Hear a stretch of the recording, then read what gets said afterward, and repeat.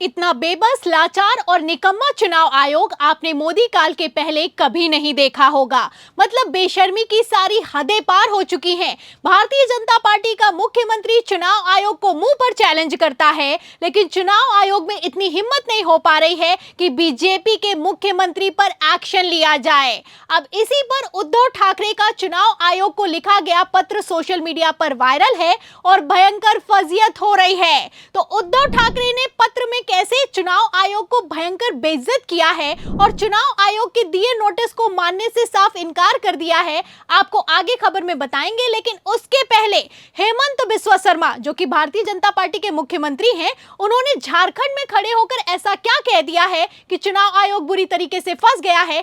छोटा सा बयान है, ध्यान से सुनिए।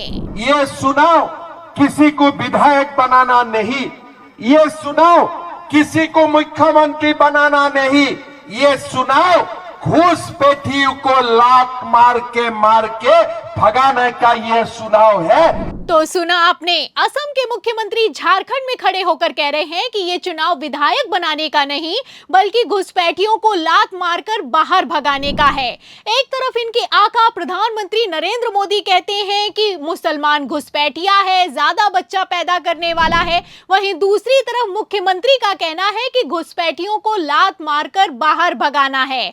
अब ये बयान सोशल मीडिया पर वायरल हो रहा है। चुनाव आयोग को टैग किया जा रहा है, सख्त एक्शन लेने की मांग की जा रही है, लेकिन चुनाव आयुक्त राजीव कुमार में इतनी हिम्मत नहीं हो पा रही है कि भारतीय जनता पार्टी के मुख्यमंत्री पर किसी तरह का कोई एक्शन लिया जा सके।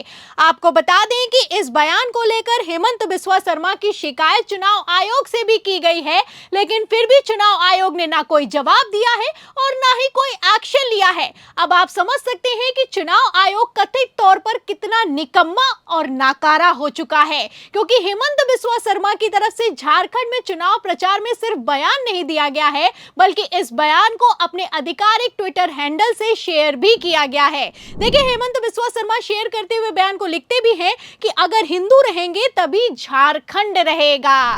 मतलब हिंदू रहेगा तो झारखंड रहेगा, और झारखंड को बचाना है तो घुसपैठियों को लात मारकर बाहर करना होगा। अब इस बयान से आप अंदाजा लगा सकते हैं कि झारखंड और महाराष्ट्र के विधानसभा चुनावों में आखिर भारतीय जनता पार्टी क्या करना चाहती है। एक तरफ भारतीय जनता पार्टी ने सारी हदों को पार कर दिया है, चुनावी आचार संहिता का खुल्लम खुल्ला उल्लंघन किया जा रहा है, वहीं दूसरी तरफ चुनाव आयोग है कि किसी तरह का कोई एक्शन लेने के लिए तैयार नहीं है। अब इसी पर उद्धव ठाकरे का कहना है कि चुनाव आयोग निकम्मा हो चुका है। चुनाव आयोग में इतनी हिम्मत नहीं है कि यह भारतीय जनता पार्टी के किसी भी नेता पर कोई एक्शन ले पाए। दरअसल शिवसेना की तरफ से एक थीम सॉन्ग लॉन्च किया गया है और इसमें जय भवानी शब्द आ रहा है।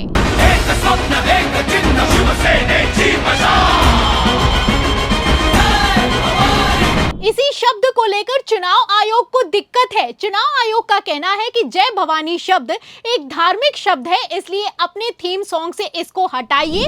और इसको लेकर उद्धव ठाकरे को नोटिस भी जारी कर दिया गया और इस नोटिस में साफ लिखा गया कि इस तरह के शब्दों का इस्तेमाल किसी भी तरह के चुनाव प्रचार में या फिर की थीम सॉन्ग में नहीं किया जा सकता है। इसी को लेकर उद्धव ठाकरे भड़के। उद्धव ठाकरे ने भड़कते हुए कहा कि मैं अपने थीम सॉन्ग से जय भवानी शब्द को नहीं हटाऊंगा और चुनाव आयोग के इस नोटिस को मैं नहीं मानता हूं, जो चाहे करना है वो कर लो। इसी को लेकर मैं आपको बता दूं कि उद्धव ठाकरे यहीं पर नहीं रुके, बाकायदा उद्धव ठाकरे की तरफ से चुनाव आयोग को पत्र लिखा गया और पत्र लिखते हुए जैसे धज्जियां उड़ाई गई हैं, फजीयत हो रही है। तो फिलहाल क्यों फजीयत हो रही है, उद्धव ठाकरे ने क्या लिख दिया है, ध्यान से सुनिएगा। देखिए, भास्कर की खबर में लिखा भी हुआ है कि उद्धव ने कहा कि कर्नाटक के चुनाव में पीएम मोदी ने जय बजरंग बली बोलकर वोट देने की बात कही। अमित शाह ने मध्य प्रदेश विधानसभा चुनावों में लोगों को मुफ्त में राम मंदिर के दर्शन कराने की बात की। इसको लेकर मैंने इलेक्शन कमीशन को लेटर लिखा था। मैंने पूछा था कि प्रधानमंत्री और गृह मंत्री धर्म के नाम पर वोट मांग रहे हैं, तो उस पर चुनाव आयोग कार्रवाई कार्रवाई क्यों नहीं करता है, लेकिन आज तक मुझे इस लेटर का जवाब नहीं मिला है। तो लोकसभा चुनाव 2024 में ये पत्र लिखा गया था और अभी तक इस पत्र का जवाब निकलकर सामने नहीं आया है। और जब हेमंत बिस्वा शर्मा का बयान निकलकर सामने आया है तो ये पत्र एक बार फिर से सोशल मीडिया पर वायरल हो गया है। आप देख सकते हैं कि चुनाव आयोग भारतीय जनता पार्टी के साथ मिलकर कथित तौर पर कितना बड़ा खेला करने की तैयारी में है और ऐसा ही कुछ होने वाला है, इसका अंदाजा तो हरियाणा के विधानसभा चुनावों में ही हो गया था।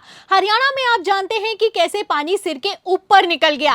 राहुल गांधी ने पहले ही कह दिया था कि इस बार सिर्फ चुनाव आयोग पर आरोप नहीं लगाएंगे बल्कि टेक्निकल टीम का गठन किया जाएगा और टेक्निकल टीम जो सबूत निकालेगी उसके आधार पर एक्शन होगा। सबूत निकलकर सामने आए कि ईवीएम 99% चार्ज है, कहीं पर वोटों की चोरी हुई है, कहीं पर धांधली हुई है, कहीं पर काउंटिंग धीमी हुई है, लेकिन इन सब सबूतों को चुनाव आयोग ने दरकिनार कर दिया गया। लगातार मांग की गई चुनाव आयोग की तरफ से कि 20 सीटों पर हरियाणा में फिर से विधानसभा चुनाव करवाए जाए, वोटिंग करवाई जाए, लेकिन चुनाव आयोग नहीं माना तो नहीं माना। और तो और चुनाव आयोग तो कथित तौर पर इतना निकम्मा हो चुका है कि अभी तक कांग्रेस के उठाए गए सवालों का जवाब तक नहीं दिया गया है।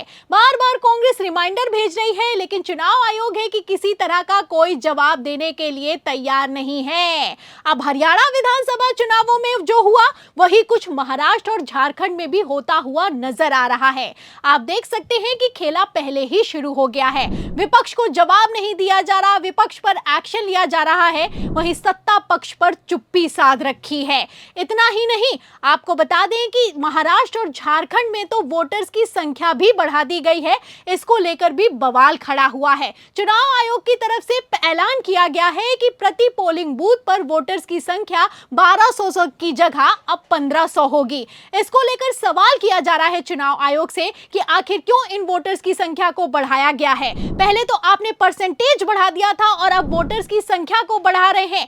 अभी तक जब 2011 के बाद किसी तरह की कोई जनगणना हुई नहीं है तो किस आधार पर वोटर्स की संख्या को प्रत्येक पोलिंग बूथ पर बढ़ाया गया है। 1200 वोटर्स की ये लोग वोटिंग करा नहीं पाते हैं, 1500 वोटर्स की क्या ही वोटिंग कराएंगे। अब इस पर चुनाव आयोग ने फिर जवाब नहीं दिया है। सुप्रीम कोर्ट में याचिका दाखिल हो चुकी है। तो खेला अपने चरम पर चल रहा है और अब ये खेला कैसे एक्सपोज होता हुआ नजर आ रहा है, आप इन खबरों से अंदाजा लगा सकते हैं। चुनाव आयोग को मुंह पर चैलेंज कर रहे हैं भारतीय जनता पार्टी के नेता। बयान वायरल है, लेकिन चुनाव आयोग इतनी हिम्मत नहीं जुटा पा रहा है कि बीजेपी के नेताओं पर कार्रवाई करे। जब भारतीय जनता पार्टी के मुख्यमंत्री पर एक्शन नहीं ले पा रहे हैं तो प्रधानमंत्री और गृह मंत्री अमित शाह पर क्या ही एक्शन लेंगे। कैसे धर्म के नाम पर धड़ल्ले से वोट मांगे जा रहे हैं, कैसे ध्रुवीकरण किया जा रहा है, कैसे खेला अपने चरम पर चल रहा है, महाराष्ट्र और झारखंड के विधानसभा चुनावों में साफ दिखाई दे रहा है। अब ऐसे में ये रुझान है तो नतीजे क्या होंगे, आपको क्या लगता है? आपको क्या लगता है इस पूरी खबर पर? क्या चुनाव आयोग पूरी तरीके से निकम्मा हो चुका है? और अगर ये रुझान है तो झारखंड और महाराष्ट्र के नतीजे क्या होने वाले हैं? इस सवाल के जवाब में इस पूरी खबर पर आपकी जो भी राय है हमें कमेंट बॉक्स में जरूर लिखें। वीडियो को ज्यादा से ज्यादा शेयर करें, हमारे चैनल को लाइक करें, सब्सक्राइब करें, ज्वाइन करें। फिर मिलती हूँ अगली खबर के साथ, तब तक के लिए धन्यवाद।